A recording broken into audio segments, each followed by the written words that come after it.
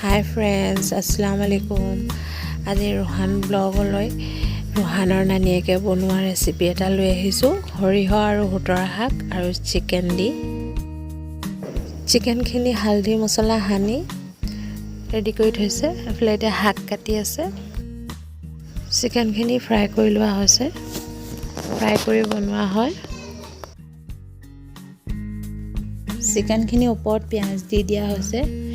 মায়ে প্ৰায় পিয়াজখিনি মজাই মেলি নবনায় এনেকেই বনায় তথাপি খাবলৈ বৰ সোৱাদ হয় আমি যিমান মজাই বনালেও ইমান সোৱাদ নহয় তাৰপিছত এতিয়া মছলা দিয়া হৈছে হালধি জলকীয়া গুড়ি জিৰা ধনিয়া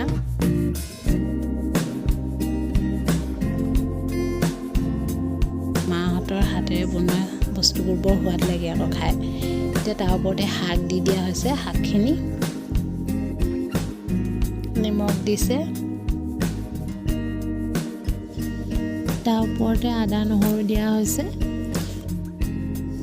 সব দি ঢাক মাৰি থৈ দিয়ে লৰাই নিদিয়ে এতিয়াও লৰাবলৈ হোৱা নাই বুলি কৈছে মায়ে এতিয়া অলপ তলত লগা নিচিনা হওঁতে লৰাই দিছে ইমান ধুনীয়া সেন্ট আহিছে দেখিবলৈ ইমান ধুনীয়া লাগিছে দেখাতে লাগিছে টেষ্টি হ'ব নিচিনা তাৰপিছত খাই কম আপোনালোকক কেনেকুৱা লাগিব এয়া অকমান গৰম পানী দি দিছে তৰকাৰীখিনি হৈ গ'ল দেখাত ধুনীয়া হৈছে মায়ে অকমান টেষ্ট কৰি চাবলৈ দিছে মোক মই টেষ্ট কৰি চালো বহুত টেষ্টি হৈছে খাবলৈ ইমান সোৱাদ হৈছে বেলেগ ভাল লাগিলে মই খালো আপোনালোকে ভাল লাগিছে যদি এদিন বনাই খাই চাবচোন বৰ সোৱাদ হয়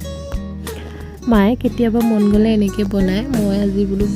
ভিডিঅ' এটা কৰি পিনে আপোনালোকৰ মাজত শ্বেয়াৰ কৰোঁ বুলি বনালো মিনি ব্লগ এটা ভাল লাগিলে আপোনালোকে লাইক কমেন্ট শ্বেয়াৰ কৰিব